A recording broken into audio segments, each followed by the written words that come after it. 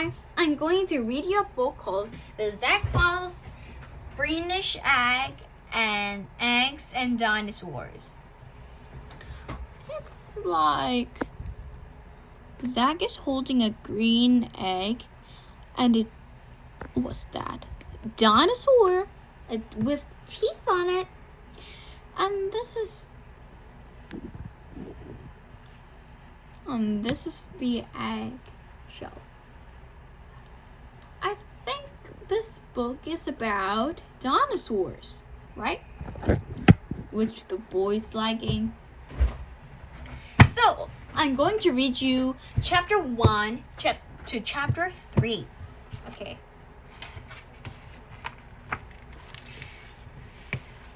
I've already read chapter 4 to chapter 10, and it's really cool and really like fun. Yeah, fun. So let's begin. Chapter 1. I've always loved dinosaurs, but it turns out they made really lousy pets. Yeah. Perhaps I should explain. My name is Zach. I'm 10 and a half, and I'm in the 5th grade at the Horace Highway School for Boys in New York City. My parents are divorced, and I live half the time with my dad. The thing I want to tell you about started one Sunday afternoon at an outdoor flea market that's near Dad's apartment. They don't sell fleas there, in case you were wondering. They sell just about everything else, though. The last time I went there, I bought a strange brass box from a little old man from Tibet. It made lots of clones of me. It made so many clones of me that Dad's apartment was crawling with little Zacks. But that's a whole other story. Anyway, I went back to the flea market because I was looking for a birthday present for my dad. Probably because it was a Sunday. The flea market was really crowded. There were amazing things on sale there. Giant pink plastic flamingos to put on your lawn, hula hoops, snow tires, toilets used as planters, and something that looked really interesting. A huge green egg resting on a little stand. I thought it might be an ostrich egg, but it looked a lot bigger than that. Also, I don't remember ostrich eggs being green. I carefully picked up the egg. It weighed around 10 pounds. I'm not kidding you. You dropped him, you bought him, said this high, cranky voice in back of me. This startled me so badly I almost dropped the egg. Holding it carefully, I turned around. A tiny old man was grinning at me. His face was very tan and as wrinkled as an elephant's. His bald head was as smooth and shiny as an eggplant. He was dressed in long, faded orange robes. Peeking out from underneath his robes were red high-top sneakers. It was the same old guy who'd sold me the breast box that cloned me. Hello again, young gentleman, said the old man. You like make big omelet? He giggled like crazy. What kind of egg is this, sir? I asked. Ostrich? No ostrich, said the old man. Better than ostrich, much better. He winked at me. What then? I said. He motioned for me to lean closer. When I did, he grabbed my ear and whispered into it. 2 words. Dinosaur. You're telling me this is the egg of a dinosaur? Shh, please. I don't want whole flea market to hear. Where'd you get it? Tibet. You like to buy him? I make special price for young gentlemen. $6,000 $6,000? I don't have anywhere near $6,000. Okay, give me $30. He's yours. I don't even have 30. How much you got? I emptied my pockets and looked at the crumpled ball of bills and coins in my hand. I've got $12.67. Okay, he said. He snatched the money out of my hand. I wrapped him off for you. He took the egg egg out of my hands and started wrapping it up. Wait a minute, I said. I don't know if I even want this thing. I mean, how do I know if it's a real dinosaur egg? Tell me something. Did Brett's box I sell you make clones? Yeah, I guess so. So, he giggled. You satisfied customer? I didn't want to get into that. It had been a disaster. He finished wrapping the egg and handed it back to me. Whatever you do, he said, don't put him in the microwave oven. Dinosaurs hate microwave ovens. Chapter 2. Happy birthday, Dad, I said. Dad unwrapped my present. He looked puzzled. Thanks, Zach. It's just what I always wanted.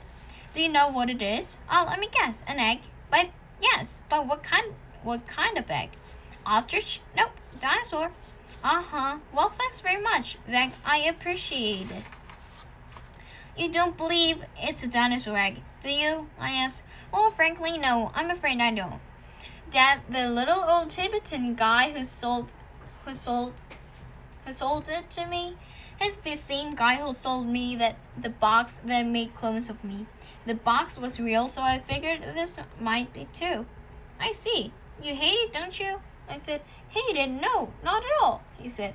I like it. I really do. As a matter of fact, I've always wanted a very large green egg. I think it'll really come in handy. Okay, I said. Tomorrow I'll take it back and get you something else. No, Zach, said Dad. He could tell I was hurt. I'm starting to like it. It's beginning to grow on me. You know, I'm liking it more already. Whatever, I said. He looked at me closely. He looked at it closely. This thing is really filthy, he said. Well, it is over 100 million years old, I pointed out. Vrishka will know what to do with it, said Dad. Vrishka? I said. The new housekeeper I hired. She's supposed to be a fantastic worker. My editor at Woolworth gave me her number. He said two big bucklers like us need somebody to do a little straightening up around here and maybe cook us a meal or two.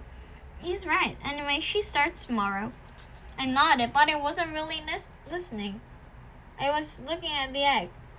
Tomorrow, I thought to myself, I'll take it back to the guy at the flea market and get Dad something he'll really like.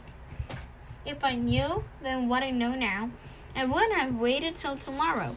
I wouldn't have waited even another minute. Chapter 7. The doorbell rang the next door at 7 sharp. Dad and I were both asleep. It was a school holiday. Teacher election day, I think. I staggered to the door and opened it. There is still one of the most beautiful women I've ever seen. She was carrying a mop and shopping bag full of cleaning stuff. I'm Verushka, she said. She spoke pretty loudly for 7 in the morning. I'm Zach, I said. Howdy doody, Zach, she said. She grabbed my hand hard and pumped it up and down. Dad staggered into the room, saw Verushka, and perked right up. Howdy doody, I am Verushka. And Verushka, she said, I come too early? No, not at all, said Dad, combing his hair with his fingers. I'm Dan. Verushka grabbed Dad's hand and pumped it up and down. I am pleased meeting you, she said. Me too, said Dad. Verushka, why don't you get started in the kitchen? You can wash the dishes in the sink and clean up the silver starters. Then maybe you can fix us both a little something to eat. Okie dokie. Okie dokie. I just read it okie dokie, okay? Okie dokie, she said. She went into the kitchen. Oh, Verushka, could you please do something with that egg on the counter? They called. Okie dokie, she called back. I was getting dressed after my shower when I heard an explosion. It sounded like a cherry bomb had gone off in the kitchen. I rushed in to see if Verushka was all right. As I walked into the kitchen, showers of sparks shot out of the back of the microwave. A cloud of green smoke poured out of it. Then it smelled like rotting pumpkins filled the room. From somewhere, I heard what sounded like a tiny scream. Verushka was standing there looking terrified. Dad walked in. Verushka, what happened? He said. I don't know. She said. I'm so sorry. Dad opened the microwave door and looked inside. More green smoke poured out, and the smell of rotting pumpkins got worse. I looked inside the microwave. There was the egg. I expected there to be green yuck all over the place, but except for a small crack at the top, the egg looked fine. Well, not exactly fine. The egg was glowing with a weird green glow. You put the egg in the microwave? I said. That was the one thing that the flea market guy said not to do. Verushka shrugged.